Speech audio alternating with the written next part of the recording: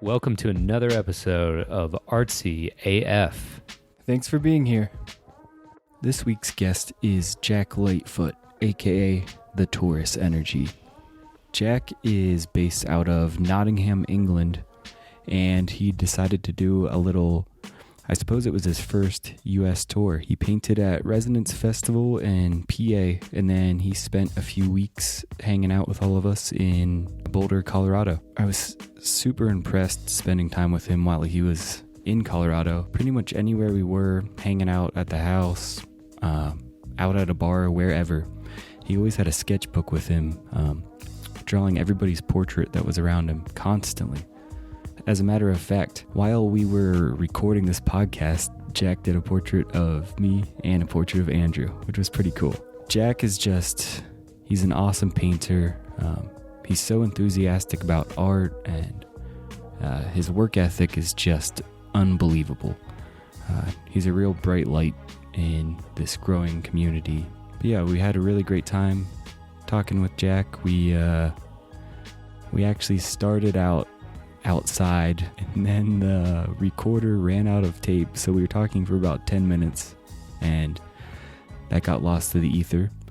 And then we hit record again. We were outside. Then we started getting really cold, so we moved inside. So this should be a varied and interesting episode of Artsy AF. Sit back, relax, and enjoy. We've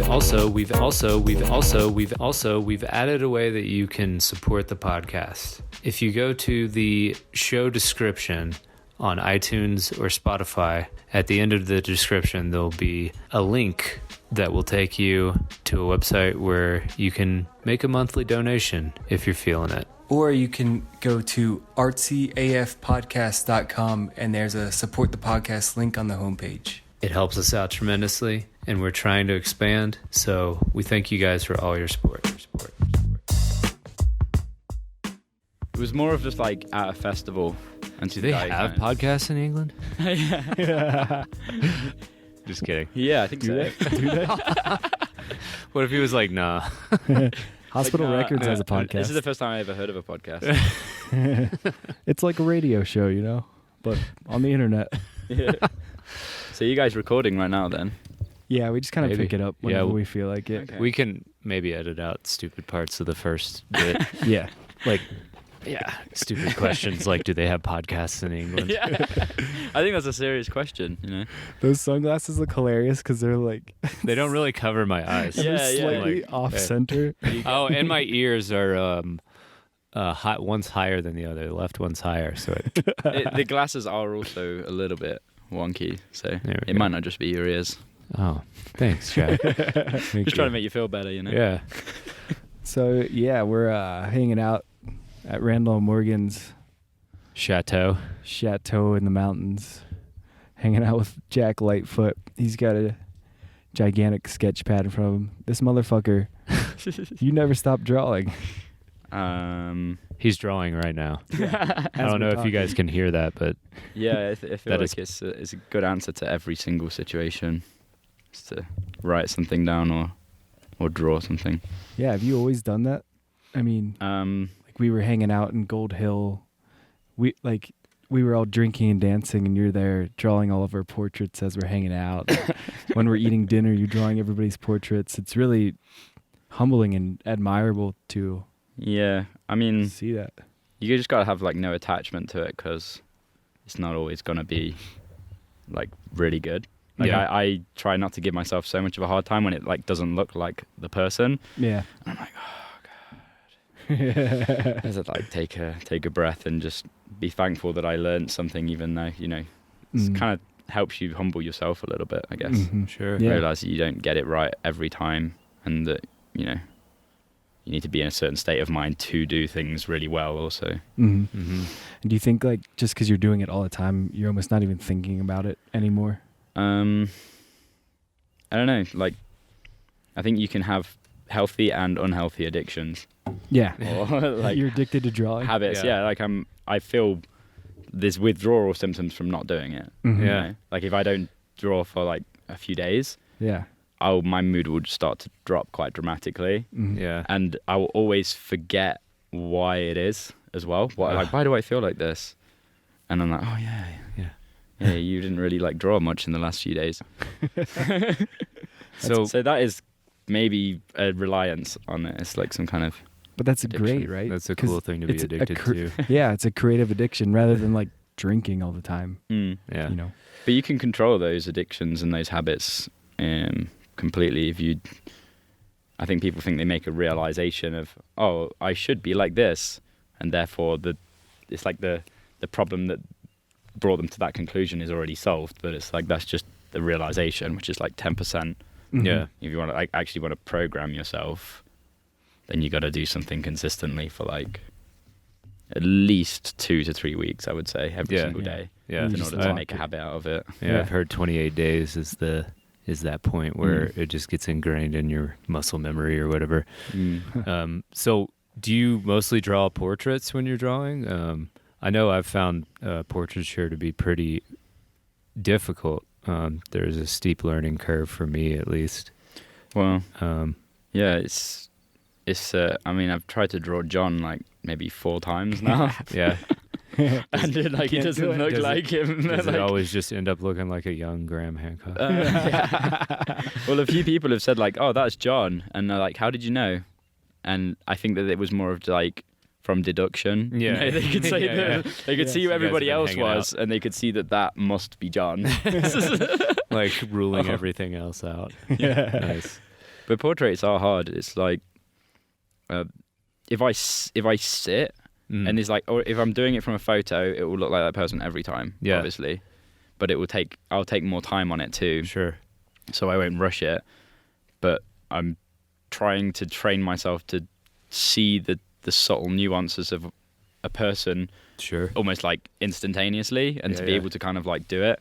And if in some certain states, I can do that. Yeah. If I don't know, if I've had like a good day. Yeah. Or if You're I'm like in a good mood. in a flow state or something. If I've already been sketching for like a few hours of the day, and then like somebody just sits down, and if I do it really quickly, I can just get them like Chase.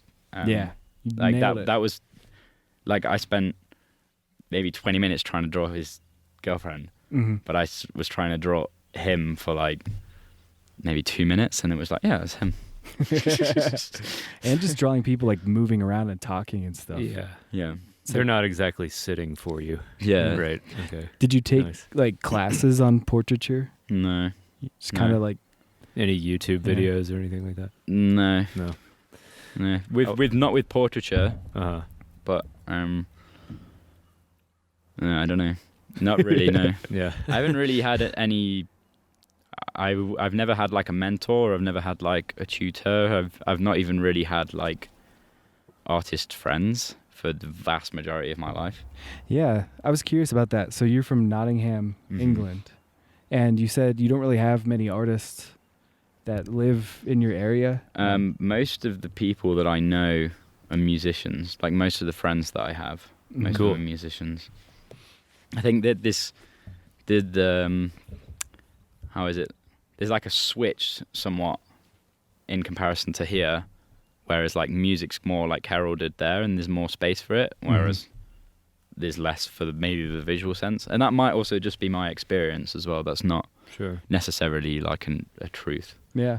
Well, there are a lot of artists here, which is kind of like the impetus for this podcast. Yeah. So we're just like, dang, we need to interview all these people while we're kind of all in one place. You know? And like, so how did you, not knowing a lot of artists, how did you go about seeking out other artists, like, were you nervous or socially anxious about it, traveling and meeting other artists? I think I was just super excited, to be honest. Yeah. That's cool. Yeah. Yeah. Like I heard that there was like a life drawing session in Nottingham, and then I started going there maybe like 4 years ago, something like that. Nice. Okay. Maybe 4 or 5 years ago. So then I was like, oh, okay, so there are other people, but then if I would talk to people, it wouldn't be that like anybody was. They were just kind of like doing it as something they did once a week. Yeah, and like it wasn't a hobby. Yeah, like a hobby. It wasn't. And then over the years, because even in that group, there's people who I've seen who are like familiar faces. Yeah. But I don't know them, and I've never been able to like get a conversation with them. It seems like the most elusive characters are usually the professional artists. Yeah. And they're not like, if you try and talk to them, even in interest, they're like, oh yeah, okay, cool. Yeah. And they're just like gone, you know? Yeah. There's like one guy who I've literally been seeing this guy for maybe 4 years. I've never been able to get a conversation out of him. And then I realized recently that he works for Warhammer. Oh, no shit. Yeah. The place is actually called Games Workshop. Yeah. And that is the main factory in Nottingham. Oh. Actually. Yeah, which I didn't realize until very recently. And the way that I found it out was because there's an artist that I really like, a guy called Karl Kapinski, if you've heard of him. No, I haven't. And I was following this guy, and then he put like a link to an interview. And in the interview, he was saying, oh, yeah, I was growing up in Nottingham. And I was like, what?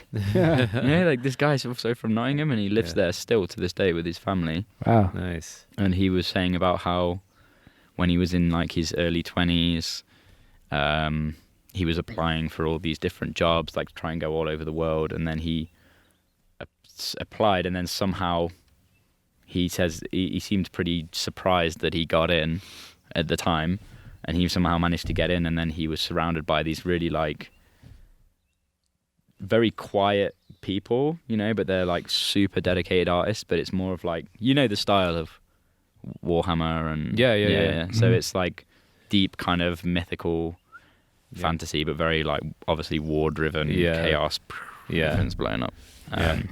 So he was illustrator for them, and then I believe he did that for like 20 years, something like that. Nice. So it's something like that. Don't quote me on that, but it's somewhere like that. He was working there for a long time, so he got most of his experience from that. And so then I was like, whoa. So I actually recently applied for a job there, which is cool. Just probably short of a month ago. Yeah. So do you work digitally as well? Yeah, I work pretty much. I'm trying to sketch more now again because I've kind of gone into the digital, and it's just different. I don't really know how to describe it, but yeah. Do you prefer physically sketching to digital drawing and painting? That's a really hard question to answer, actually. I don't know, because with digital, the idea comes alive so much more quickly, and when you formulate a concept, there's less room for it. I mean, there is more room for it, but you can just get to the end result very quickly. Yeah.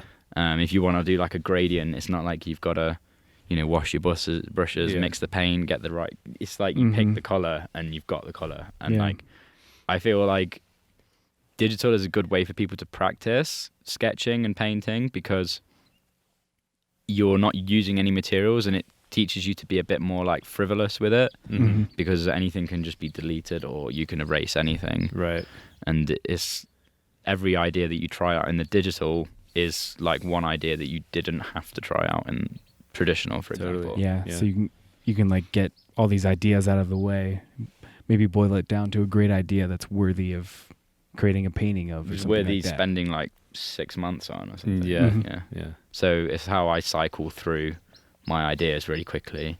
And I used to, this size of sketch pad that you see, like I used to work on this a lot, but then I switched back to digital and realized I was just saving loads of paper. And then now I have all of these, like I have a big stack of these at home, which is like nobody will probably ever look through those unless I'm like dead or something. Somebody's going to be going through my stuff. They'll be in the museum one day. That'd be a nice life goal. Oh yeah. Like my worst sketchbook ends up in a museum. Yes. So you've been, we were talking the other day, and you said you started like taking on commission work when you were 12. Yeah. So you've been doing this, and you're 26 now? Yeah. So you've been doing this for a while, from a young age. Like, what kind of got you into art, and what's kind of been the pathway, yeah, I guess this brings up a lot of other topics. But I think I was drawing since my earliest memories. Mm-hmm. So as far back as I can remember, I was drawing. And then I did a few paintings when I was in school, and I probably did a few here and out, but it was always just like, if I'm sat in a class, look at that, that's nice. Sorry, anybody on the podcast can see this bird. Some birds a small taking flock a of bath. birds just came and took a bath in a water holder. It's really nice. And yeah, so if I was in a classroom and the teacher would be talking, I would always be just drawing. So and then I can remember a few key experiences from growing up where the teacher would think that I wasn't paying attention and would like ask me a question, and then my response would be to give the answer, you know, even though you could clearly see that I was like drawing, and it'd be like, oh, well, I guess if he's like listening, then why should I stop him from drawing? Yeah, it's almost. Awesome. I've always found it was easier doodling in class, like to pay attention. Like if I'm just sitting there staring, I'm gonna space off. Yeah, But if you're drawing, you're like this open channel. Yeah, your brain's switched on, and but I did well in school, but then when I left school and I went to go to, you guys would call it college, right? Yeah. Or this is like year, would it be like 12 or 13? I don't even know. So I would have been like 17 going into this. Okay. And that's like what we call college. Yeah. So University. that would be university for you. Yeah. Okay. So yeah, when I went into that and I did a year of that, you have to pick 4 studies. So I was photography, you know, like just fillers for the art, basically. It was like, I want to do art, but like, what other 3 things can I pick that's like fillers? Yeah. And then I did photography, philosophy, and media. Oh, cool. That's a nice combo. Yeah, I mean, it should have been. But yeah, even the art for me was very. I basically I can remember walking into the classroom, and you know, teacher was kind of just basically laying out the, what do they call it? It's not like a syllabus. Yeah, like a syllabus, basically, like what you've got to do throughout the course of the year. And then once it was like, you know, question time, you got your hands up, and I says, you know, what's your experience as an artist? And one of my teachers was like, well, I'm actually a photography teacher. Oh. And you know, like I did get a I can't remember what kind of, it was a long time ago, but he had some kind of certificate in some way of art, that he'd studied art. I think it might have been art history or something like that. Yeah. And then I said to the other teacher, I say, so what's your experience in art? And she was saying how she was like a dance and performance teacher for like 15 years. And I was like, okay, so did you, and she didn't even go and study art at all. And I was like, how is this? And like, I didn't say this at the time, obviously, but you know, I think it started things ticking in my head, because this was like my first time that I'd been there, and I'd already like made money as an artist before that point. So you had more professional experience than them. So I was like, well, are these people actually going to teach me anything? And I think I was very disengaged, especially when they started telling me that, oh, you should do stuff more like this. And in my head, I was like, yeah. Okay. Yeah. Because it was always trying to steer me towards doing like collage or something like that.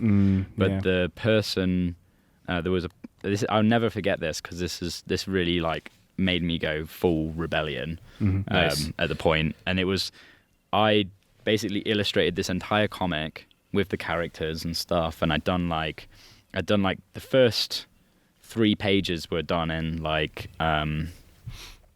it wasn't like a whole comic, it was like a few pages in the end, but it was like a concept for a comic. And the first 3 pages were like full color illustrations with like the whole kind of intro to the story, and the story was like laid out and stuff. Did like studies for the characters, and I remember that I got I think it was a C.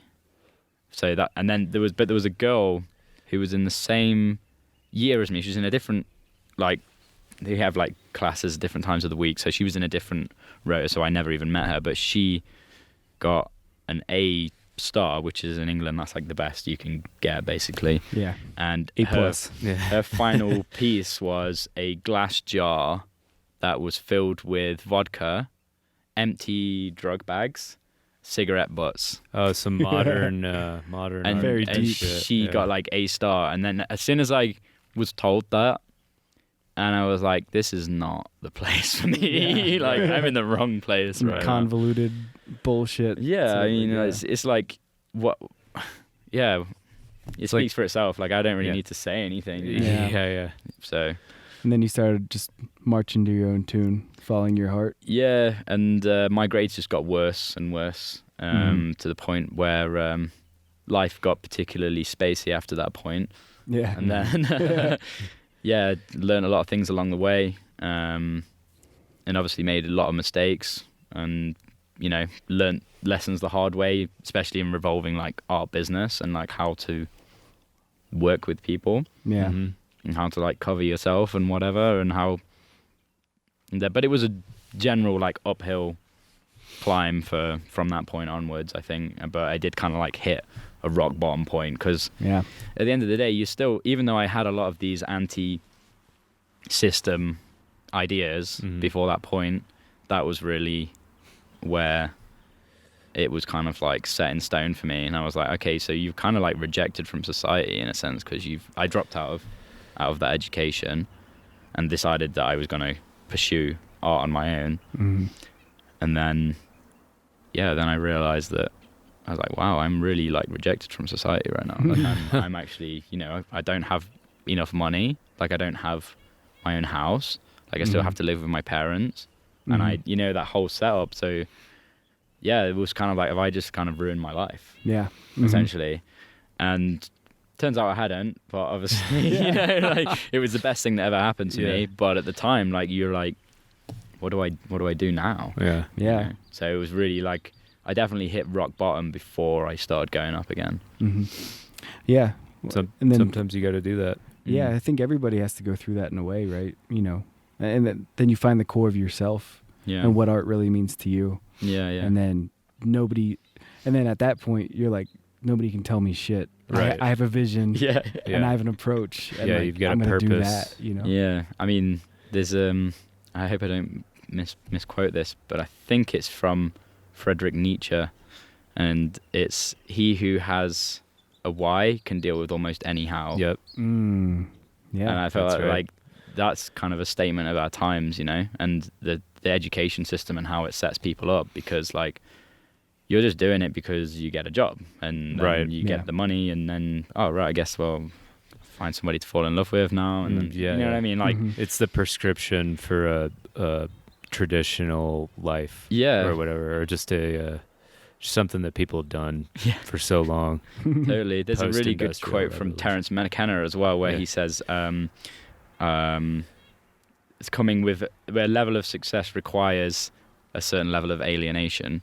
Oh, yeah. I might have misquoted that slightly, but that's kind of what he says. Yeah. Yeah. Well, it's cool to go into a place of alienation and actually find that there are plenty of other people. Yeah. And a lot of people Some who alien people. yeah. Sexy That aliens. too. Yeah. That's a quote. JFE, if you listen to this, you'll appreciate that. I got that from you. Shouts. Sexy aliens. Yeah. I mean, so many weird and sexy freaks along this path that you'll meet, and it's awesome. I mean, I'm sure you wouldn't have it any other way. You know, you don't want that. In America, we call it kind of like the white picket fence kind of lifestyle. 2.5 kids. You go to your job at wherever, the factory or whatever you do every day. And some people, you know, are fine with that and they like it. But I think, like, if you get a taste of that's the thing. possibilities of life, you can just blast off into a whole new trajectory. It's kind of like traveling, you know. Like I think that it's kind of like a double-edged sword. Yeah. Because once you have traveled, and once you've kind of like traveled very cheaply and you've seen that side of life, it's like there's no unseeing that. Right. Yeah, exactly. And then you're like, wow, I can live in a different place that's cheaper than the place I was born. Yeah. And there's like, tropical trees and abundance of fruit and everything's cheap and everybody's really happy, but they've got like nothing. And like once you've seen that, you can't really unsee that. Then it's kind of hard to go back to being.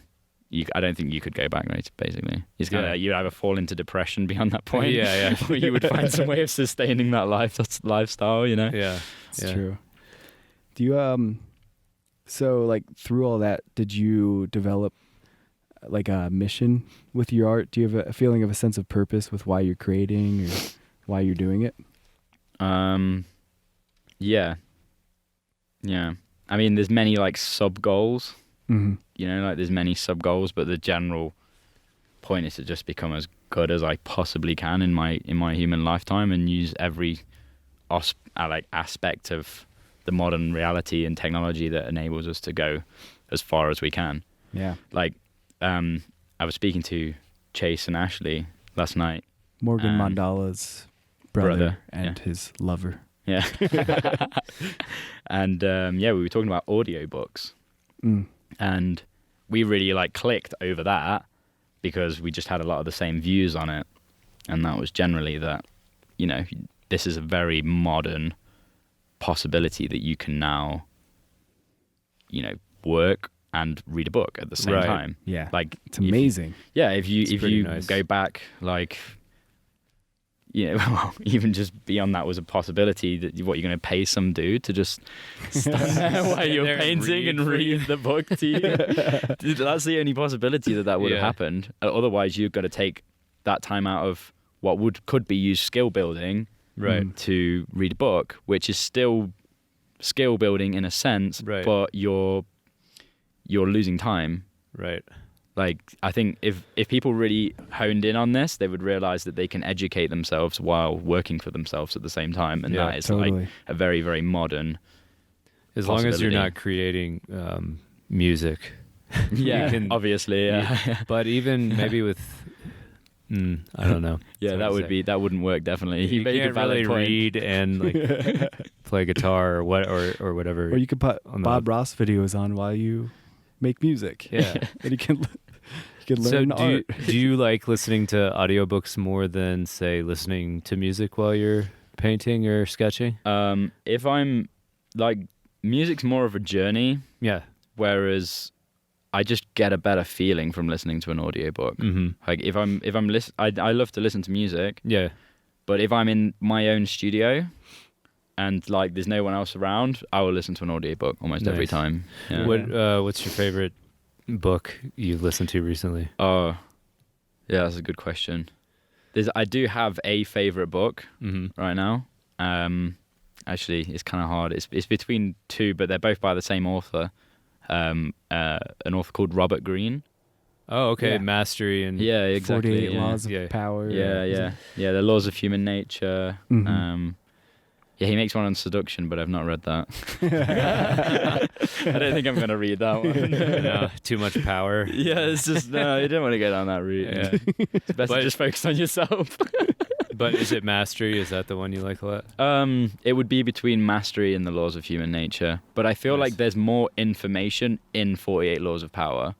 There's a lot of cool historical things in that, too, that I... Oh, you've read it, too? I've listened to it. Oh, okay, perfect. Yeah. Amazing. You know, just some things about like Haile Selassie, for instance, that I didn't know, like how he kind of came to power and French Revolution, just stuff like this. And it's just the book is, you know, it seems kind of sinister at first. It's like definitely, it's definitely got that sinister flavor to it, and he kind of just lays out, you know, just how humans have aggregated around power and taken power through a series of like vignettes, historical and otherwise. And it's pretty cool. I think there's a reason to me why it seems so sinister, and that is because people will not mention these things to you openly. Right. That's why the book seems so sinister, and like we also have this blockage to the dark side. Right, yeah. And something that it taught me, which is kind of like another one of those cannot unsee things, which is like people essentially are always trying to get what they want. Always, yeah. And that is whether they are acting through you or, themselves, or whether they're trying to influence you to get something that they want. And to also see that might be a one way of looking at it, but just to be aware of it and to not be, it's like you don't have to like judge everybody because you think everybody's trying to manipulate you, which I've also been down that route and realized that it's a little too paranoid. Yeah, it's just paranoid and it's not healthy, and but it's also good to know that people generally are looking out for number one. Yeah. It's kind of like a veil lifter. Yeah, on that whole thing. I think we don't get taught about these things in school because they don't want to realize how we're being fucking how we're being dominated and how we're being controlled. Yeah. And that's why it also is definitely a veil lifter. And if you read about that book on Wikipedia, it will talk about like the controversies that have happened around it and regarding, it was the most requested book in like multiple different prisons and stuff like that. And do you know what I mean? And it was like, I think it was 50 Cent exactly. I was going to bring that up. There's it's like the 50th law or something like that. And it's basically just 50 Cent's story of how he kind of came up. Okay. And like how he got shot and betrayed and stuff. Is that really what it's about? Yeah. As in Robert Greene wrote it? Yeah. They like collabed on it. That's really interesting, don't you think? Huh. Yeah. Oh, I loved it. It was good, yeah? Yeah. I haven't read it. I love hearing... Is it like a 20-hour book as well? No, I don't think it's as long. But it's like... it's just kind of like a hero's journey couched in modern, oppressed society. Okay. That... Does it use a similar format to the other books? Yeah. Is it him using the points of his life to illustrate more points? Yeah. Okay. It's a cool book. I really like Mastery also. It's it just chronicles historical vignettes of like people like Leonardo da Vinci. Yeah. And I'm blanking on who else right now. It's just all people in that vein, but there's some really modern people. Like this one where he talks about Coco Chanel. And like I never thought that would be an interesting story, but the way that he tells the story and also tells about her life and her rise to power and stuff, and it's just really eye-opening. It makes you be also less judgmental of successful people. Absolutely, yeah, because you realize that they all went on a journey to get where they are. And you not all of them, but you've got to put in the hours. Is what I got from Mastery. It's like just keep plowing through sketches. Like you have a double-sided sheet of paper that's probably 18 by 24 inches or something, and pretty big, but you've got like dozens of portraits on each side. 19 by 24. Almost. Pretty close. Way off. Way off. Well, that's actually 19, but but I mean, you're just constantly drilling, man. Yeah, I mean, so me and you this is actually the first time that we've ever met, like literally like 20 minutes ago, but we've been following each other online for give or take like 3 or 4 years. 3 or 4 years, yeah. So, is it okay if I ask you a question? Sure. So, how did you get into art? How long have you been into art? It's kind of it's a long story, I guess. I was sketching a lot and doodling when I was a kid, and then I went and grew up. No, and going into middle school and high school where I grew up, there was a lot of either imagined or actual pressure to play sports, and I really do like being active and physically doing things too because it's fun. But I think the whole, I wasn't really good enough to make pro. To go pro. Make it in the big leagues. Yeah, they weren't scouting me in high school or anything. It's very competitive though, all sports, Mm-hmm. Yeah. And I think some competition is healthy. You can find that in art. I agree with that. Yeah, you can definitely find that in art. I gotta say, while we're on the subject, we do talk about how it's not really competitive, but I think art that is. It's like friendly competition. It's friendly competition. It's because there's many ways to get to the same goal. Right. It's not like you don't have to fuck the There is other guy actually up. an infinite ways to get to the same goal. Yeah. And that's the beauty of it. And that's why Right. we don't have any reason to compete aggressively. Exactly. Yeah. It's So- it's all in fun, you know. It's more like if you see somebody that makes a really cool painting, you're like, fuck, I want to do that. I want to get to that level where Yeah. like, can I make something cooler? Yeah, I mean, Yeah. I hear from some people, you know. So one of my favorite artists is Kim Jung-ji, if you guys know who that is. Mm-hmm. And That's like the hyper drawler guy. the It's got like the crazy the South vocab. Korean guy Yeah. who can just draw like anything with a pen from his head. Oh, wow. It's just like ridiculous. Mhm. And there's on all of his videos, you'll see like a few comments as people just like, oh, I'll never be as good as this. I'm just gonna quit art. And I'm like, I feel completely the opposite. Yeah, like, Yeah, same. it's when I see it. inspiring. Right? Yeah, it's super inspiring. But I don't know why people come to that conclusion. Like why I think they- it's just a trendy thing to say online Yeah. too. okay. That's what I think. I mean, maybe people are like, Like, oh, I love your art. I want to buy Yeah. your original one day. Yeah. God, if all Yeah, those people, that thing if too. all those people all of a sudden showed up, I'd be doing. All right. Hello. Are we back? We're Yeah. recording. So, Update. We ran out of space there. card was and- full. Yeah, so I think it cut us off at around the point where we were talking about Whatever you were just listening to. yes. Now so we're back. so sorry about that. We what were we saying about people saying Well, we can jump forward and we can try and like make up space, but I think it's better if we just like talk about something else. Like, we Yeah, can yeah. just roll on from here, and it's Well, like totally cool. So Yeah. we were talking about how this is your first time in the U.S. Oh, it was. Oh, yeah, yeah. yeah. I didn't And- mind recounting that. Yeah, That was like- pretty short. yeah. How's your experience been? What's it like? similarities, differences between here Right. and the UK? Let me just put the headphones on here and get back in the game. Is that Yeah, so Pennsylvania, New York. Yeah, what I was saying about New York, in comparison to like here, for example. Oh wow! wow, we could see Well, Randall. we can see Randall and Morgan. They're on the Yeah. other side of the canyon, waving like Wow. idiots. Of course, you know how to do that. It's my little party trick. It's There a you go. what? It's my little party trick. But the parties are usually like in the forest. Yeah, yeah. That's a forest call. Party call. That's a That's so nice cool. call, man.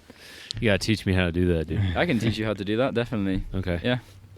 Like now. Like now? Yeah. Yeah, okay. Okay. So you have to have your hands cusped like that. Okay. And they're Is this kind of good? like, yeah. Okay. And then you just basically put them together, but you take this thumb and meet it there. Like Uh-huh. that. So it's kind of like you're Okay, creating so like a two chamber. thumbs. Yeah. But the chamber doesn't even actually have to be airtight. Uh huh.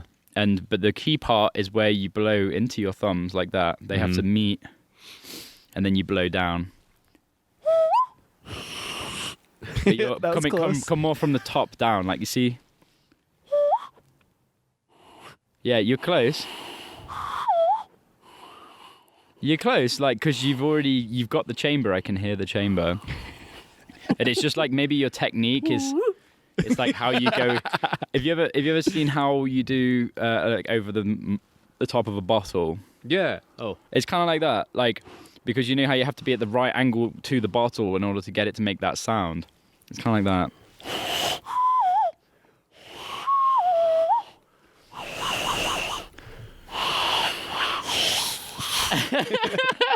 Well, we See, suck at forest calls. Either of you will get there. It's like I've been doing it for years, so it's not like Oh yeah, just that practice thing Yeah. again. just Yeah. practice again. Yeah. You know. You become a master. What do you call Forest caller, Yeah. Yeah. Animal woodsman. summoner. So yeah, I mean, what I was saying about the American culture Mhm. is it's basically the same, Yeah. Yeah. but you just have a lot bigger cars. You have like Yeah. bigger cars. Yeah. Yeah, our Yeah. cars are huge here. Like I when would say you're probably generally a bit more polite to one another as well. Really? Oh really? Yeah. Huh. Interesting. That's interesting. I mean, especially Even in Colorado. New York. I mean, yeah, that's a different world. Yeah, but I would say the main thing I noticed about New York is that everybody's like on the phones all the time. Ah. So you'll be sitting and I've got loads of photos of me just like on the subway and I just couldn't help but take a photo of every single person in my cabin is like on their phone. That is mind-blowing to me. Like, that is really 1984 vibes going on there. Yeah, it's creepy sometimes, right? Yeah. But, when you do meet somebody who isn't on their phone, they really stand out. And if you do get people, they're generally pretty nice. Like, if you do manage to coin a conversation out of people, like, I would usually kind of look for people who are also looking around, because I feel weird when I'm sat there, because I'll be drawing people on the subway or something, and I'm just looking around. I'm just waiting for somebody to make eye contact, and I'll have like missed my stop even, and I'm like still going, and I'm like, no, still no. Well, I don't know. People are tired. They've probably been at work. They've got a lot going on in their heads, and not necessarily that they are like complete zombies, That's not what I'm saying, because that's just kind of a bit of a blanket statement to say that.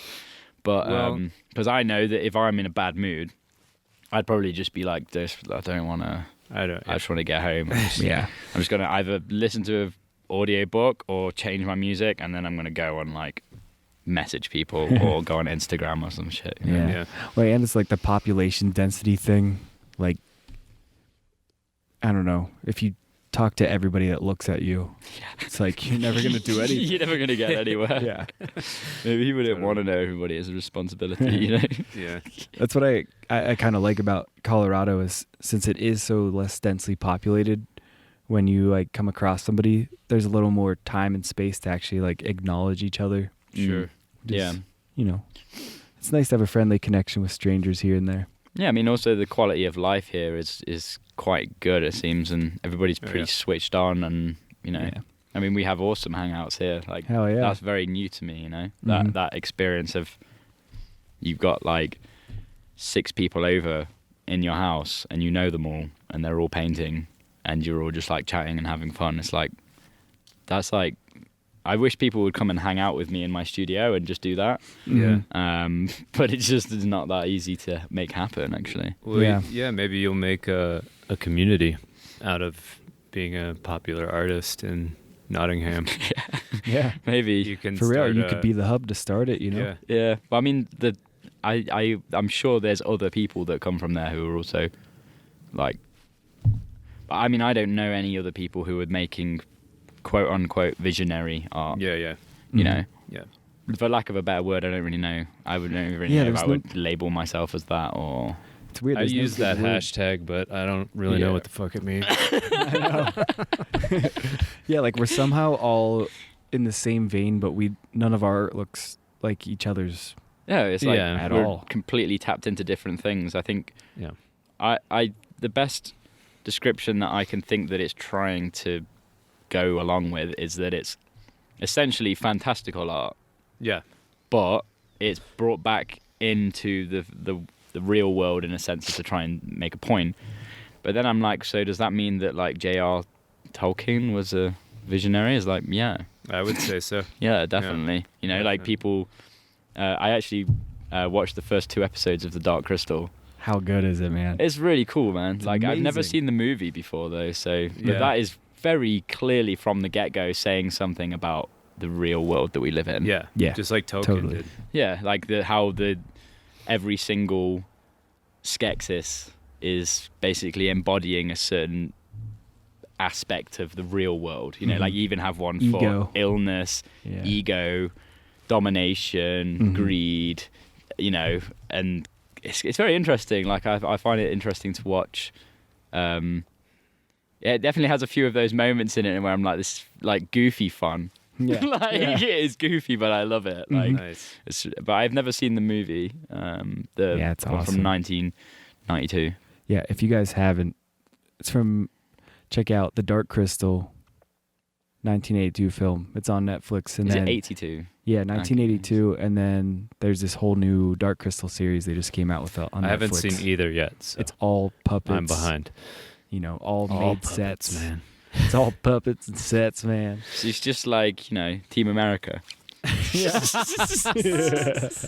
So do you have any things outside of art that you're influenced by, particular movies, books, speakers? I mean, I know we already talked about Robert Greene and speakers. He's definitely influenced by me. Yeah, definitely. Speaker. I think every podcast we do, we should do a speaker pun. And you're basically like they're all terrible. Yeah, none of them are going to be that great. Technically, I have the same name as you as well. You do? Technically. John, Jack. Yeah. Oh yeah. It's supposed to be interchangeable.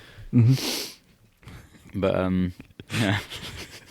What are your influences, man? Okay. You read like a Jack, though. I'll say that. Okay. Like, I look at you and I'm like, John? No, Jack. Yeah. No. Okay. Yes. Yeah. I feel that too. You know, I feel like I was always supposed to be called Jack. Yeah. Good job, man. You did good it. job. Like my parents, they knew what they were Really doing. living up to it. So yeah, my influences. I would say generally like other artists. Yeah, I feel free to do that too. I always think it's kind of interesting to hear stuff outside of the medium you create in as well. But if you got any like particular artists, well, like for me, like a huge influence on my I can tell an interesting story. There's a huge influence in my adult life has been the music band Tool. Oh fuck yeah. Like let's talk about Tool. They're like my favorite band in the whole world. Yeah. Like I just love all of their stuff that they come out with, and I have all of their CDs. You know, I even love OP8. That's like such a dope album. It's so raw and so in your face, you know. And I'm like, I love it. It's great. So, and I think that I always refer to System of a Down as like reverse brainwashing, and I feel like kind of. Maybe Tool is something about like reverse psychology brainwashing, or something. It's they're almost like shouting stuff at you, which you kind of have to like, you have to wind your way through it to like understand it. You know, especially like Undertow and like Anima or Anima, however you're supposed to say it. Yeah. Which I loved because Anima is obviously in Latin means soul. Yeah, and then enema, so it's enema, talking about flushing all the shit out of the soul. You know, I just think that's really cool. Yeah. And the cool thing about them is that Alex Gray and Tool have been like a huge influence on me in my adult life, mainly because of, well, I mean, for obvious reasons. Yeah. But then I've recently found out. A friend told me that Adam Jones used to work on the first Jurassic Park. Yeah, dude. He used to model for the velociraptors and dinosaurs and stuff. He would make clay models of them for Jurassic Park. Yeah, so he was like behind animatronics and stuff like that, and which is crazy to me. Like all their early videos are his animatronics claymation kind of stuff. Totally. Yeah. And the maddest thing about that is that the first, like when I was really young, my parents showed me Jurassic Park. It was my favorite movie. It's like my favorite movie. It's still to this day is like in my top 3 favorite movies. It's just genius. Like the whole, it's I've appreciated it in a different way as I've got older. But and at the time you always just thought that I think his name's Malcolm in the movie, but it's Malcolm. Yeah, no, it's not that guy. It's the guy who Jeff Goldblum.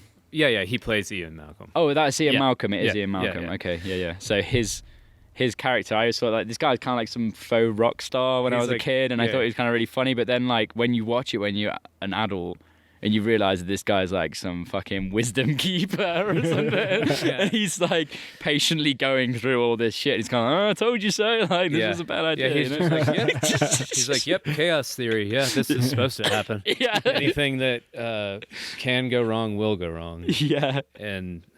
Yeah, man, that movie's cool, man. It's clever, yeah. So the reason that I brought it up anyway is because that was one of my earliest artistic influences. Dinosaurs. And the first thing that, like Jurassic Park, actually. Yeah. And like the first thing that I was drawing for years was dinosaurs. Yeah, same here. Right on. And, always. And the crazy thing about that is that like a lot of this stuff was being done by Adam Jones. Yeah. So I'm like, what the hell? Wow. Later. Yeah, it's like so the guy's obviously like somewhat played quite an important role in my life, which is crazy. Yeah, if you think about it. Yeah, it's interesting. Yeah, so you're a big fan of the new Tool album? Yeah, Can we dive into that a little bit. I think it's awesome. I think that it's not my favorite, but only because it doesn't have the same level of replay value that the other ones does. But You don't think? but in terms of like poignancy, I think it's probably the best. Yeah. Okay. Because I think that it's way more direct and what they're trying to say with the music, and I think that the musician ability is like bar none of the other albums. I think they've all like massively improved. I think that this just blows my mind. Seems like all that Danny Carey does is just wake up and play drums and then go to sleep. Yeah, he's like the Kim Jong-gi of drumming. Yeah. Exactly. But I think that the it's just amazing. Like, yeah, well done, guys. Everybody who had anything to do with it. If you're listening to this, like, you fucking rock. Yeah. Oh yeah. Well, fucking A, man. Yeah. I mean, they're definitely listening, so Yeah. we'll let them know. Do you have a favorite song from Tool? Well, off the new album, I was going to ask you the same question, but off the new album, Tempest is my favorite song. Yeah, I think a lot of people like that one the most. It's, I guess I'll just go ahead and lay this out. I've got a little literary analysis of that one. Let's hear it. Because I was looking up, I was listening to the lyrics, and so I knew that the word tempest meant like storm. Mm-hmm. But I wanted to see what other meanings there were, because, lots of times words have more than one meaning. Mm. And so I looked it up, and I found this this code word basically in groups like the NSA and CIA, and it's tempest. And what it means is picking up communication via, it's kind of like extra signal. So it's, if you've ever played with walkie-talkies or anything, like my friends and I, when we were little, we would have these little walkie-talkie sets, and then sometimes we would, just be playing whatever out in our neighborhood, and oftentimes we would pick up like baby monitors from people's houses and be like, whoa, shit, we can hear their conversations. We were like 8, 9 years old. Crazy. But that's what tempest is. It's like code word. Another example would be something like eavesdropping or something. Exactly. Yeah. Like so the whole concept is tempest means to like eavesdrop essentially on a signal which is not protected. Basically, yeah. And another example would be picking up keyboard strokes from motion on a phone. Mm-hmm. And so then you juxtapose that with the lyrics of the song, which I can't really remember offhand. I'm not just going to recite them. Tranquility Ruse, you're going to have it again. Yeah, but he's, to me, he's singing about just demagoguery, basically. Yeah. Mm-hmm. And like, you take those lyrics, you transpose those over things that have been happening, like where social media is influencing opinion and action, like with Cambridge Analytica and the Internet Research Agency or whatever, how they like influence the elections and stuff.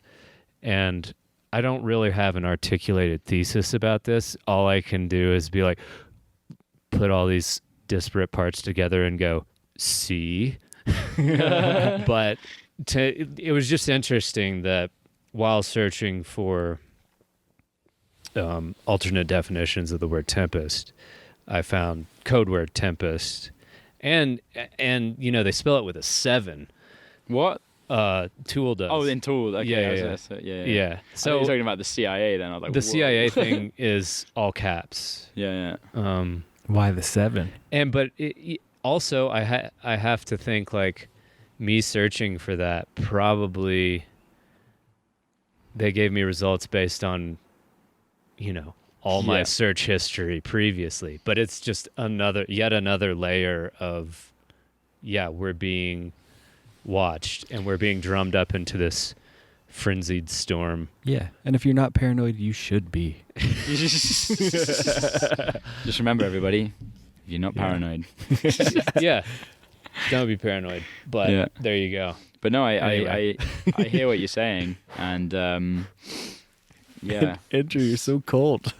I'm fucking cold, man. Let's do a podcast outside, they said. You need to get one of his pimp jackets. Well, I just need to be a little bit... I mean, not that saying that your jacket isn't pimping. Yeah, but well... that is, by definition, a pimp jacket. Yeah, it is. It's fleecy, furry. Yeah. Yeah.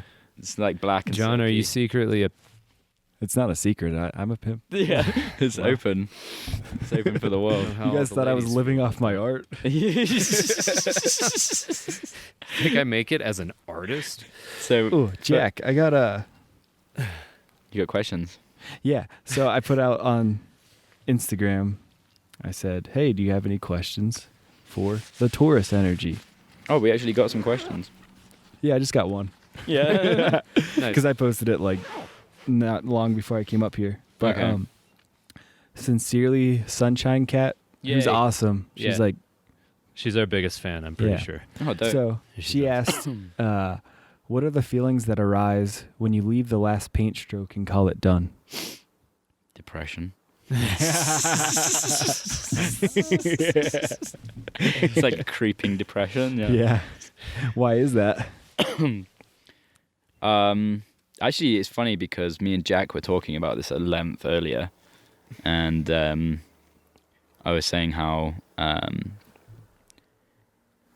when you're constantly trying to improve every single little thing, and you're trying to improve your ability, as soon as by the time that you've finished, you're kind of like looking at it and thinking like, oh, if I was going to do that again, I could have got to this point in like half the time or something. Mm-hmm. And therefore you kind of, it's probably more of a symptom of being hypercritical of myself. It's like, it doesn't splash out onto anything else. It's just, if I know that I could have done that better next time, I'm like, why did it take me so long? And then I kind of just start to see faults with it. And then once I kind of call it done, I have a thing where I nearly have a few times, but I won't go back and touch it again because it's like, it's done now. And that's a point of time that's like boxed in and it's done, you know? And I do think that you can kind of take things over the point in which they were done.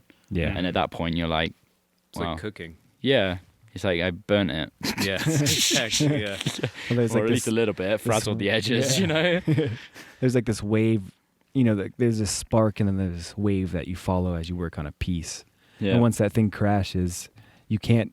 The energy that stimulated that piece to come out, you can't like recreate it. Exactly. And you're just you got to move on. Yeah, totally. Mm-hmm. And like you never hit the mark. You know, when you start a piece, you're like, oh, this is gonna be the one. Yeah. And then and then as it goes along, you're like, oh, God, this is gonna be. Yeah, I know that's gonna be the painting that lifts all the depression. Yo. All right. Yeah. We got some special people. There's some arrived. footsteps you guys might hear on the podcast. How was your hike, guys? Great. It's random. Hey, we saw you across the way there. Yeah. Was that you? That wasn't you guys, was it? Yeah. You literally see nobody else ever on the other side of the mountain. So, yeah, right on that spot there was where you were. Yeah. So just for reference. Right. Did you see any deer? No. No bears either.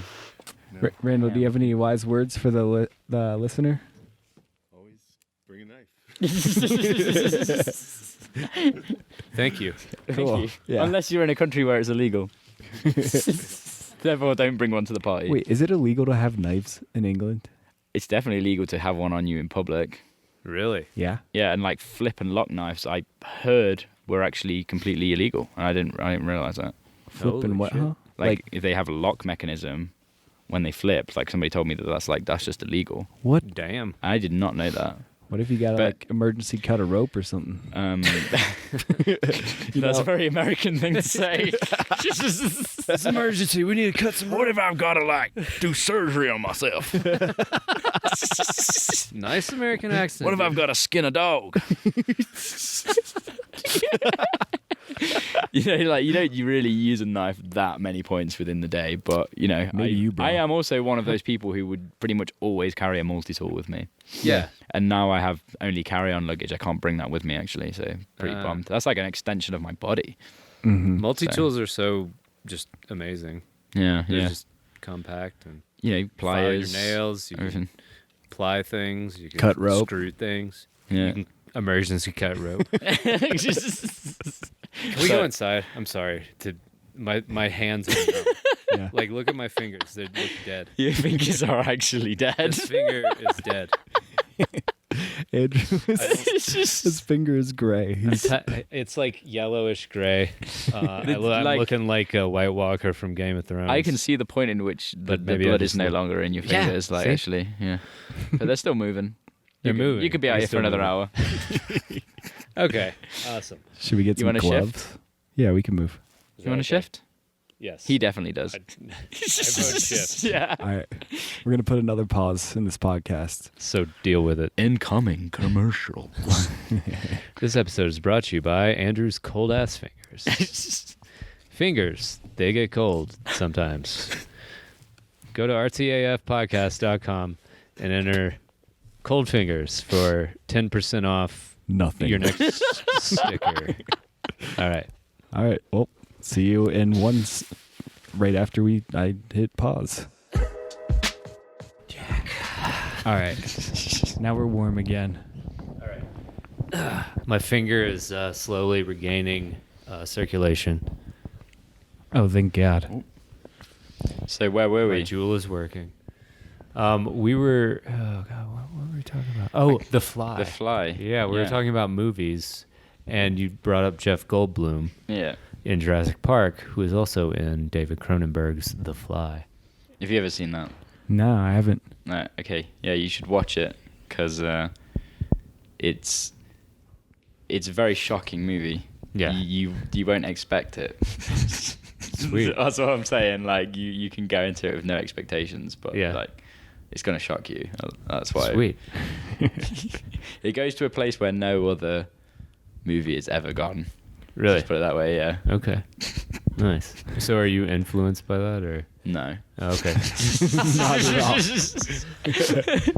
Not at all. Like, yeah. Avoid that as an influence, personally. Could be dangerous. The setting changes. Setting changes. We're a little more relaxed. Morgan's humping her painting in the background. It's weird.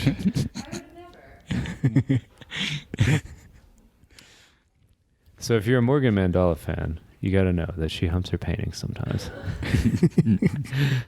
That's what makes them so good. Yeah, really. that's the extra love is in there. Yeah. So, you're drawing John's portrait right now? Yeah, again. Because it's trying to figure out how to draw this guy. Trying to figure out how to draw the John face. Correct code. We should put these doodles up on the website. Yeah, I got to make them really good now and then. Yeah. Yeah. You're like, I feel like the wow.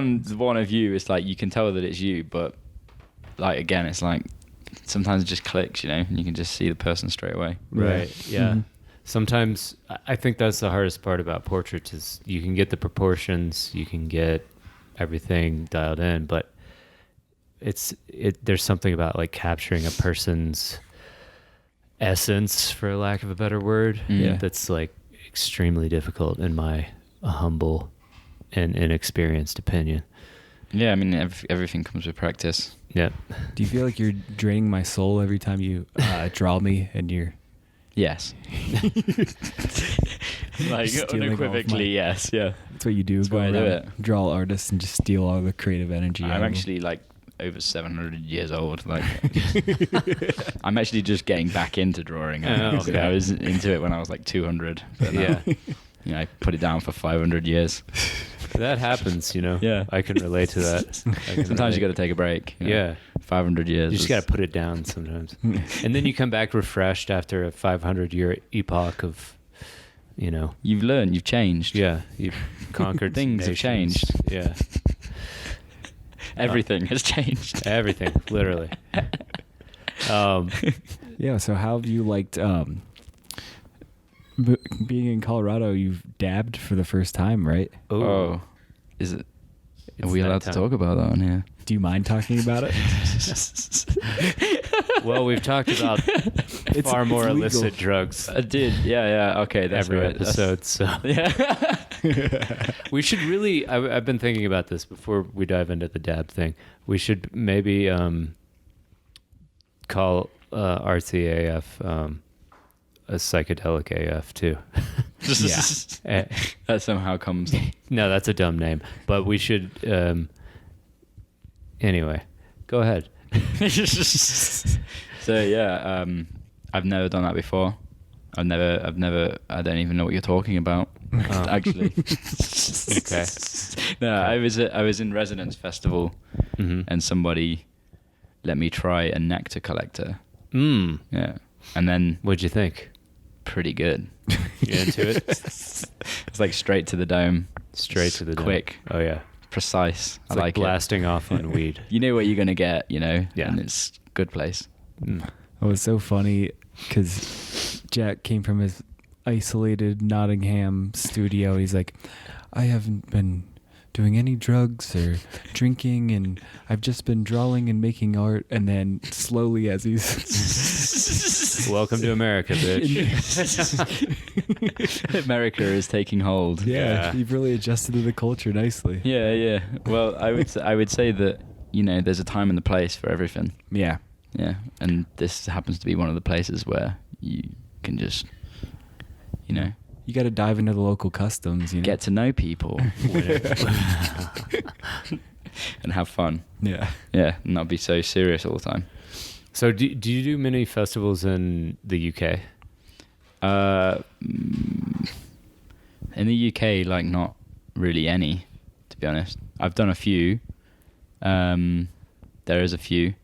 Have you gone to, just curious, this just popped up, the Glastonbury? No, I've never been. No. Is it something that you would go to, or? I mean, would they take someone like me? I don't know. Is there a place for what I do? There might be. I don't If know. there is, then I'll go. Yeah. Yeah.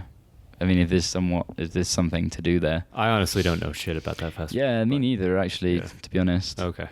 I know that it is considered one of the biggest festivals in Europe, Mm-hmm. and like they have a little bit of something for everyone. Yeah. Is what I heard. How true that is, I don't know until I've been.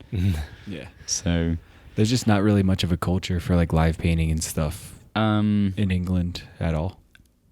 Not really, no. I mean, it's not to say that it isn't done and it hasn't appeared in a few places, Yeah. I can remember when I did this festival in Wales called Triplicity. Shouts out Shout out to Triplicity. Triplicity, which has gone through many transformations, and I've had fun at a few of their editions. They're pretty cool, but it's more like it's kind of more of an underground feel, Yeah. That's so cool. then, I guess by definition, it actually is pretty much underground. Like literally. Yeah, and there's one edition where it will be like like 300 people, and you're Yeah. like out in the Welsh Highlands where there's like you're basically in a valley and there's no one else around. But when the sun sets, there's like so many midges. So many what? Midges, What is that? like a small fly that they stick in swarms of like millions, and they like live in marshy areas, Oh. and they like bite you like Ooh. repetitively. Constantly. Did you see Jeff Goldblum? No. He was probably there, He was probably there. but I didn't see him. Yeah. He's elusive. Yeah, I might have accidentally swatted him. Sorry, Jeff. Sorry. But this was pretty full on. This is a cool place to go to. But then the first edition that they did was at the top of a hill Mm-hmm. in another part of Wales where it's like just kind of like moorland. It's like no trees. Oh, Like, really? well, there is trees, but like not substantial trees. It's Yeah, more yeah. just like huge, intense wind. Ooh. And it was fun. That was actually my first festival Oh, really? experience as an artist, Nice. like ever. I was the only person there who was painting, but there was a few other people there who I still know today. Yeah. And was that your first time live painting? Yeah, but I was the only one that was live painting. Like the How whole did that time. feel? Like your first time doing it and being the only painter? It must have been. Well, I mean, I was with my partner at the time, and we were just chilling out and just smoking. I used to smoke back then. Yeah, you And, don't smoke anymore. No, no. Yeah. Like cigarettes? No, like weed. Yeah, yeah. Yeah. He only dabs. I only dab now. Only went the finest shatter. Yeah. It's rosin. It's one dab and you never go back. It's just I'm hooked for life now. It's just all over. Well, I guess now we can say you're welcome. Yeah. Yeah, I think it's part of the culture. It's not something that I'm used to. So it's like when in Rome, you know. Yeah. Like try that stuff out. Yeah. If you're in Rome and you don't drink some like Italian wine or, you know, Or have eat some Italian cheese or pizza or Campari spritz. have some Campari spritz. What is that? This That was my shit. This is the guy who's fresh off visiting Rome. Oh, Yeah. really? Yeah. Oh, okay. Yeah. I drink Campari spritzes all day, every day. Oh, wow. It's Okay. like Campari is like an aperitif mixed with Prosecco. Okay. So it's an alcoholic Delicious. beverage. Yeah. Gets you quite buzzed, but gently so. It's I like don't know. pop. It's like fizzy. Yeah. Yeah. Wonderful. Super bitter. I've never had one of those. I haven't either. Just try it out sometime. Yeah. I've had When you're in gelato. Rome. Yeah. Yeah. I've had, Italian gelato, but Yeah. I mean, for me, it was more like when Gelato. in Florence or when Yeah. in Verona. I'd never actually been to Rome, so I probably even shouldn't say that. Like, I should never say that ever again until I've been. When in Boulder. Yeah. Take Yeah. some dabs. yeah. But it's like, I wonder why that quote came about, like when in Rome. You know. I mean, Is that kind of like Berlin nowadays? It's just like Yeah. when in Berlin, you don't tell anybody anything that you did. is Berlin kind of like the Vegas of Europe? You just go there and just blow out, party no, out? definitely not. It's Yeah. not like that kind of thing, but it is definitely a party center of Europe. Yeah. Like there's 24/7 Yeah. nightclubs there that go on for like 3 days, Yeah. and people have showers and they have like jacuzzis in some of these nightclubs and stuff. Damn. I've been to one of those I actually- 24-hour ones in I Berlin. actually haven't. No, I've been in Oh. Berlin, but I didn't go. I've been in Berlin twice, and I didn't go. Nice. But it seems to be like what everybody's talking about when you're there. Like you can't be Right. in a mixture of people who are like, for lack of judgment, I'm sorry, cool. If you're around cool people there, Yeah. then like they're probably like gonna go. Yeah. You know, they love, but it's more like now it's like doom, Yeah. Yeah. doom. You know, it's like really dark kind Yeah. of, which is cool. Like, I like the style actually. Like, it's pretty cool music. Boris Breccia. Basically, yeah, Boris exactly. Brejcha. I've been obsessed with that dude lately. Yeah. That's kind of that dark tech. That is Yeah. basically dark techno. Yeah, Yeah. that's kind of like what a lot of the music that you'll hear in Berlin is like, really. Nice. Gotta get out there. Yeah, Berlin's cool. I went there in 2008. Damn. Whoa. Yeah. Dating myself. But yeah, I went there in It's 2008. like that shiver then. So man. old. It was actually cold there when I went too. They have these cool Christmas markets. You been to the Christmas markets there? No, I They're in haven't. old Berlin. No, I They're haven't. pretty cool. They're they do the glue wine, the like hot wine. Glühwein. Yeah, glue wine. Is that how you say it? Yeah, no, I think so. Glue wine, something like that. I'm not a. I You're not wouldn't know. German. No. Surprisingly, being from the UK, you're actually not German. That's something I learned today. Yeah. Okay. Yeah. I'm not from around those parts. Yeah, but I've been to the Turkish markets. If Yeah. that's any constellation. The place I was staying in, both times was like right at the heart of like a Turkish community. Oh, cool. So there's like more Turkish people there than there is like German people probably. Whoa. So yeah, falafel every day. Mm-hmm. Hell yeah. Donor. Did you have the shaved meat? No, Yeah. I'm vegetarian, but Oh, okay. no. Well, But I if I could hunt a donor, I'd eat it. You know, Yeah. like whatever a donor is. Totally. I don't know what it is. It's Yeah. just some random meat, and they just like. I was like, okay, when in Rome. Yeah, So- it could be a mixture. It could be. It could be. It It could- was probably pretty gnarly, Yeah, but it's cooked. You know, as long as it's cooked. Yeah. well enough. Yeah, I'm not dead. So You can technically eat any living thing. yes, Yeah, you know, somewhere out there's a person who just really loves koala bears or something. Ooh. That they only like to eat. Or there's really cute lemurs. Oh yeah, Yeah. people do hunt lemurs They probably just like In- to eat only in lemurs. Madagascar. Yeah, okay, that sounds I've legit. heard that. So, Did you know that's the only place lemurs are found is in Madagascar? Really? Yeah. I did not know that. I kind of knew that they were there, but I didn't realize that was the only place. Only place. Did you learn that from the movie Madagascar? I actually learned it. No, because I haven't seen that movie. I learned it because Sarah's taking biology and ecology, and I'm into lemurs, and she's like, check this out. You could be a lemur. I think that might be my animal. Yeah. Spirit animal. Somewhere between a lemur and a hawk. They're the ones with the black and white striped tail, right? Yeah, and yeah. They have like the white little tufted ears. Or Yeah. They got like the black face. They're super cute, Not black face, just athletic, they have a black face. handsome. Very creative, I've heard too. Oh, really? Yeah, lemurs. Yeah, but apparently there's a lot of different species of lemurs. So there's some lemur trivia on our art podcast for you. Cool. But there's many You're different learning so species of much. them, but they're all in Madagascar. Yes. Wow. Yeah. So Jack, do you have like any art goals that you're shooting for in the near future or like long range? Oh. Yeah, I mean a lot, but I don't really know how I feel about sharing my goals. I feel that's very personal, you know. Secret. Okay. It's very personal, you know. Have You really want to get to know me that well?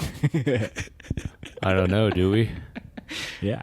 Probably. Is it safe? It's definitely not safe. Okay, good. I'm into that.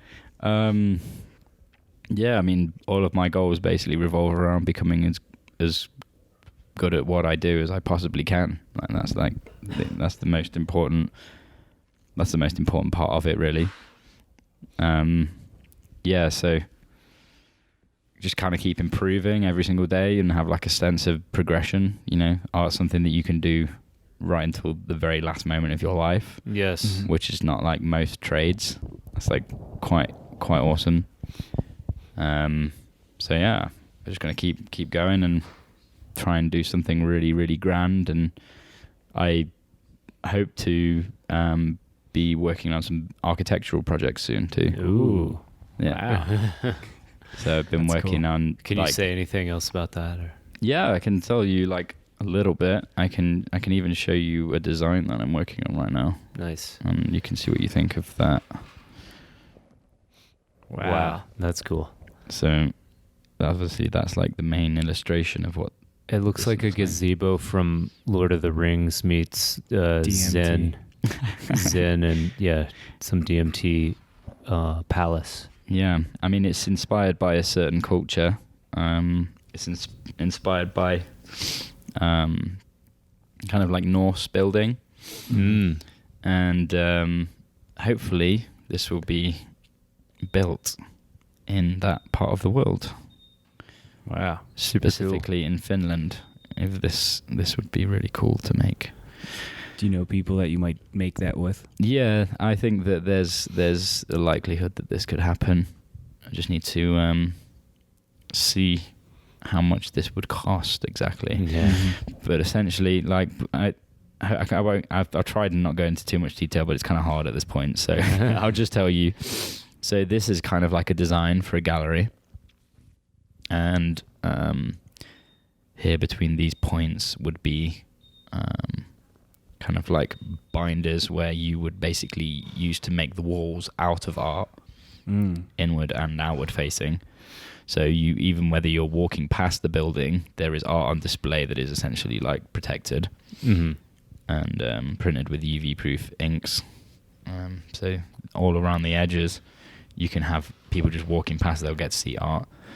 And then hopefully expand it into a conference building as well, where we can do presentations and stuff like that.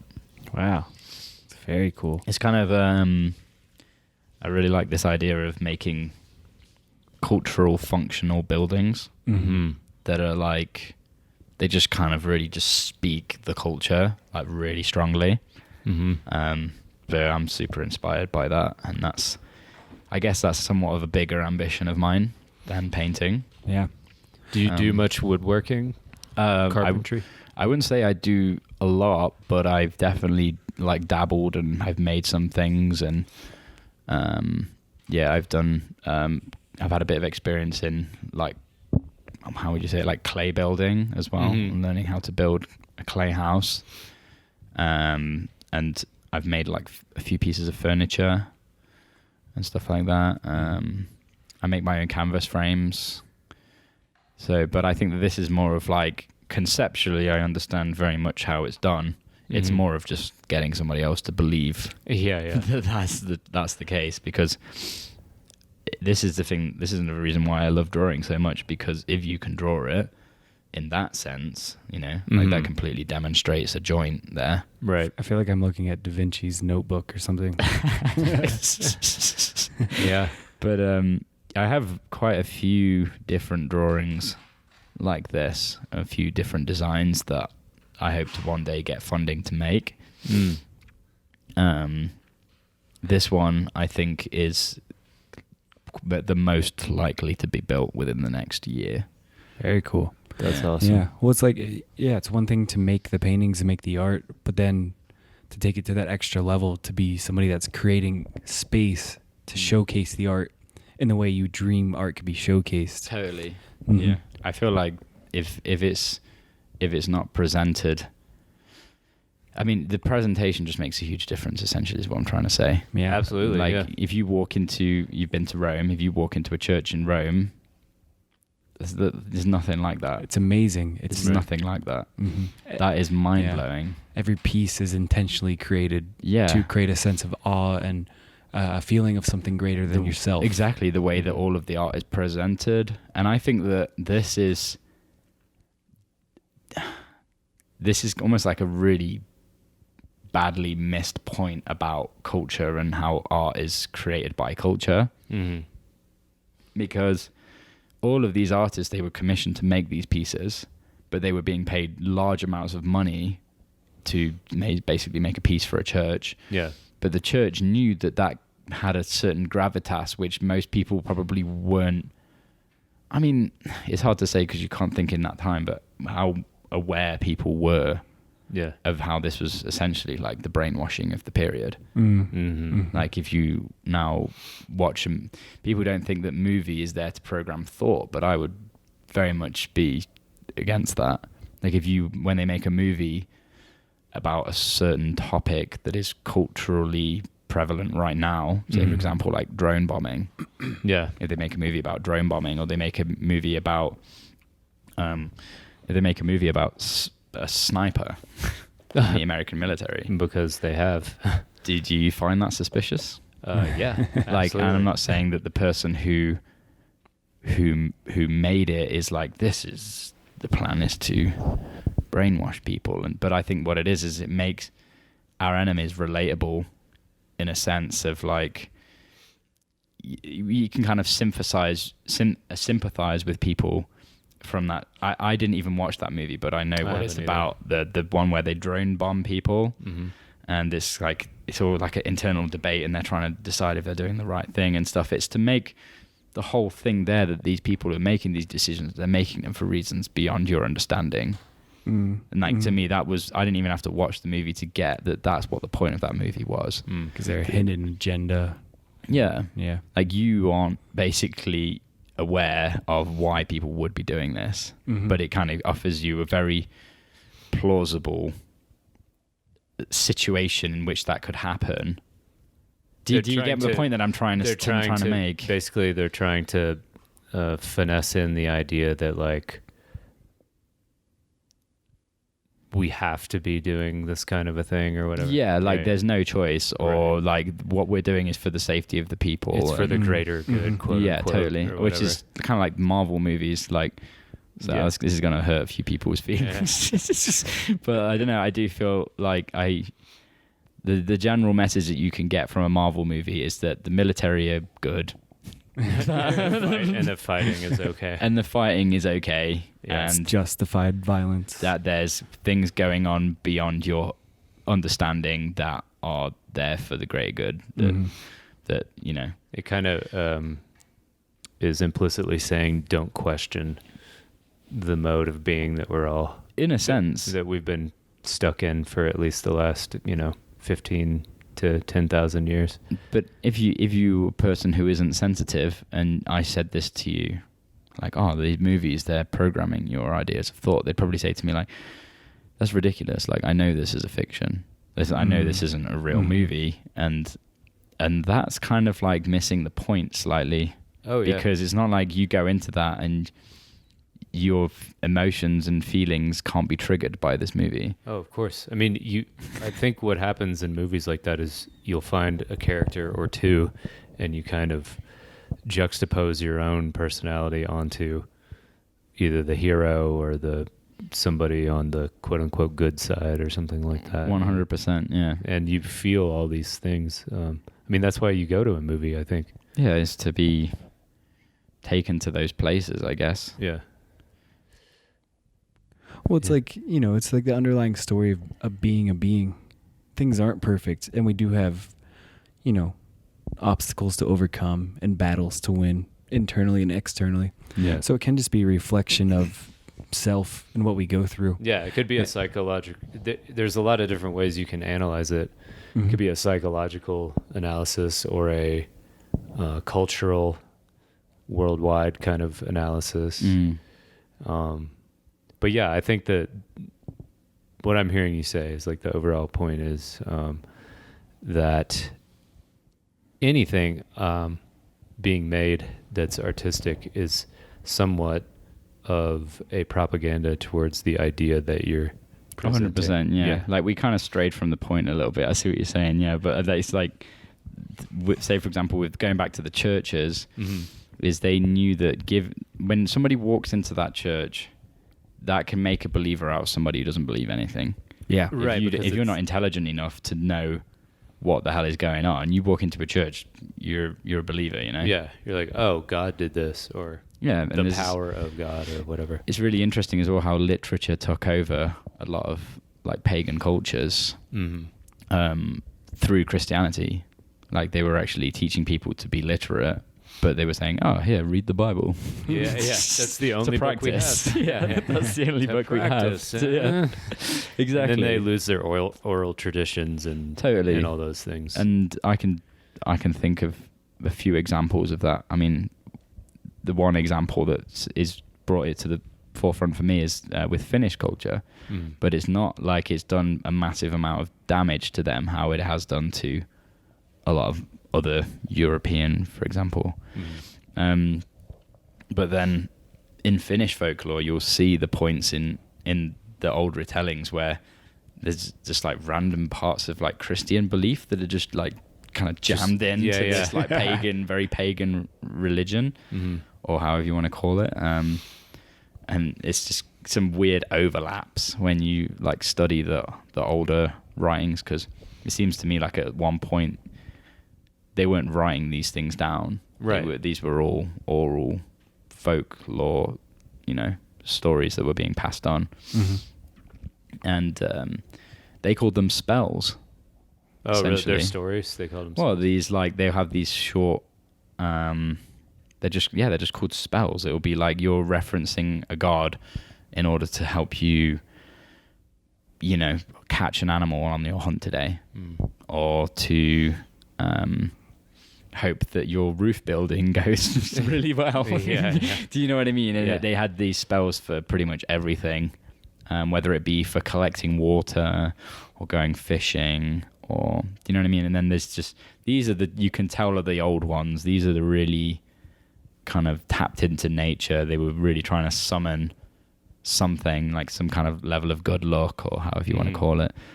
And then there's just a few points where like just randomly like Christ will be mentioned in a really like it doesn't make sense, you know what I mean? Like, Christ why is was he even trapping furs, or the sweet mother, or it will be mentioned, and it's like it doesn't even seem to fit with everything else. It's just randomly in there, and I'm like, how did that get there? Well, that's like, culture's always evolving, and nothing's always going to stay in the same state forever. And humanity and these waves of ideas and principles are just flowing through human beings. It's always changing. We don't know why we're here or where it's going. Right. So it's just like, it's just happening. you know, in a sense. And like, yeah, I kind of look goofy. at it. I kind of look at it too. Like if you take being literal as a technology, like writing, and definitely like the printing press for sure was a disruptive technology. It's just kind of like this wave of, again, technology. Every time I say technology, everyone has to take a drink. But it's like for the next 5 minutes. Yeah. But it really is this kind of like overwhelming wave of, if you want to call it progress or new modes of expression that tend to win.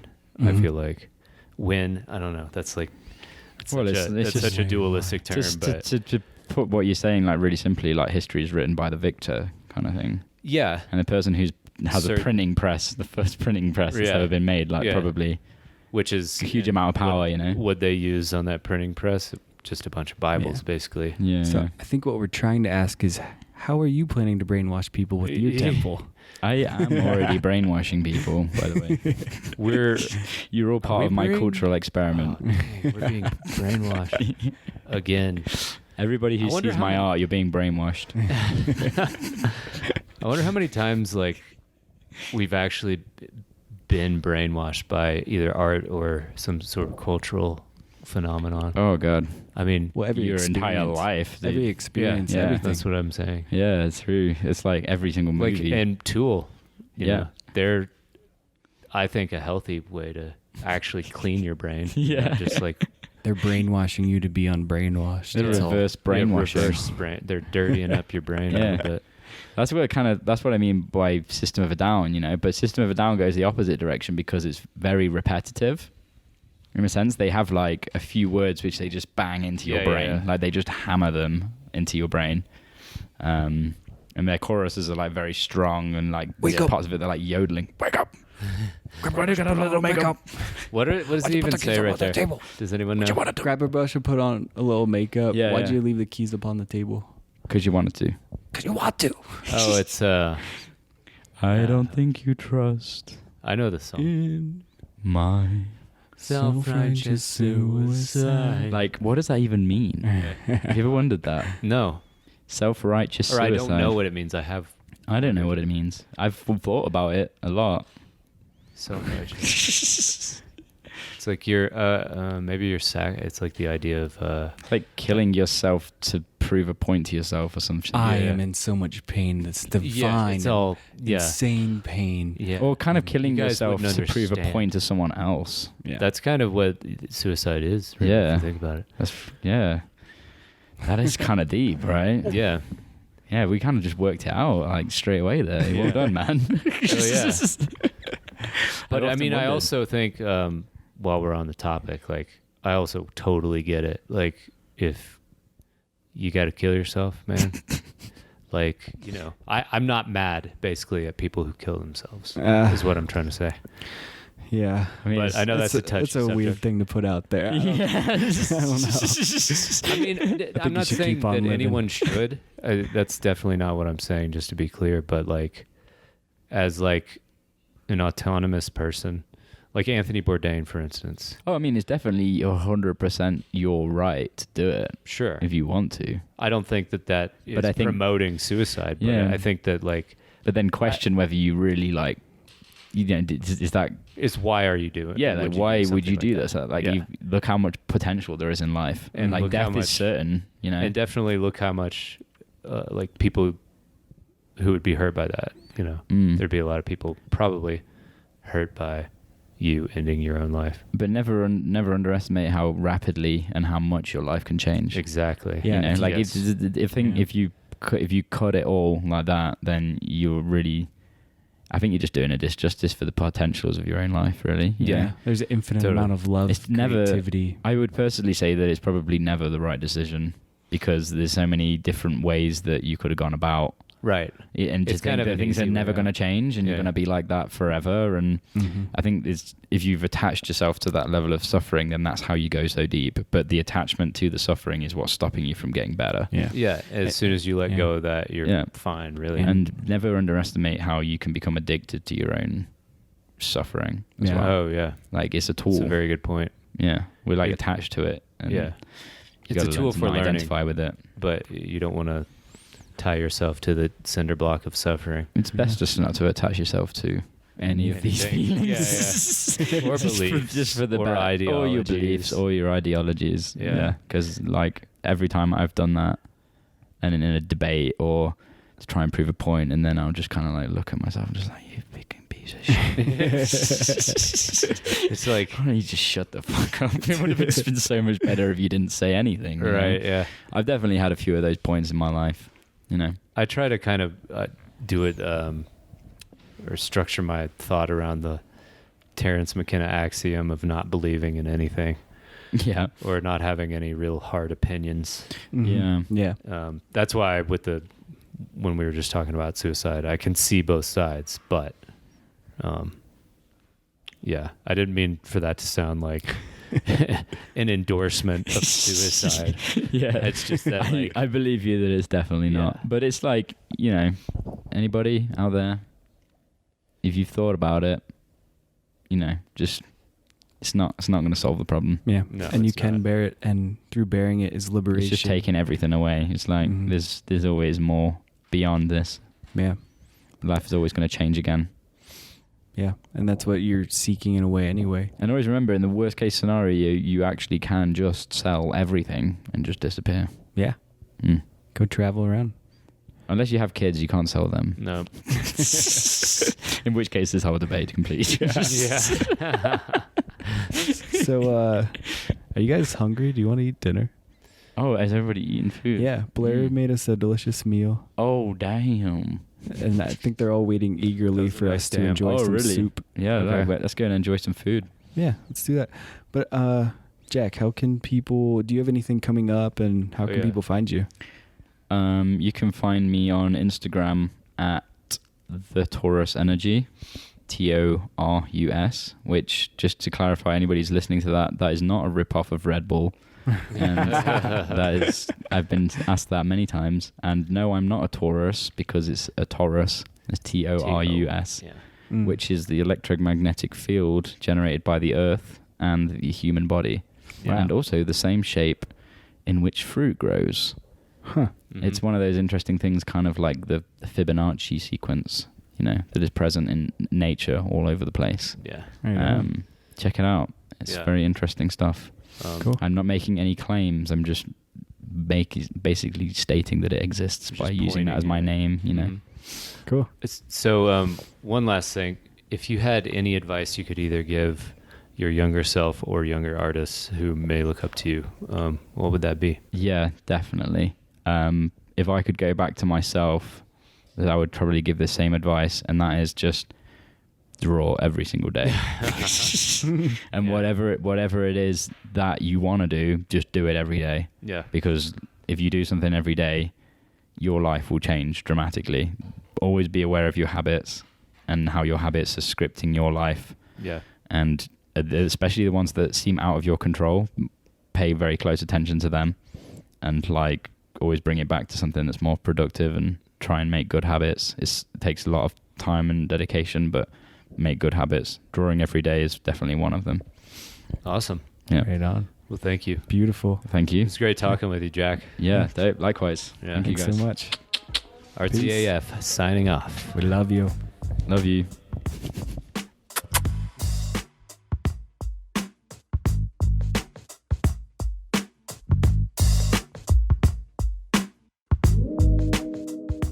Thanks for listening to another episode of RTAF Podcast. For additional images and notes on this episode, you can check out our website, artsyafpodcast.com. And you can find me, Andrew Norris, at andrew.norris.arts on Instagram, and andrewnorrisarts.com is my website. I also have links on my website to episodes as well as all my best paintings.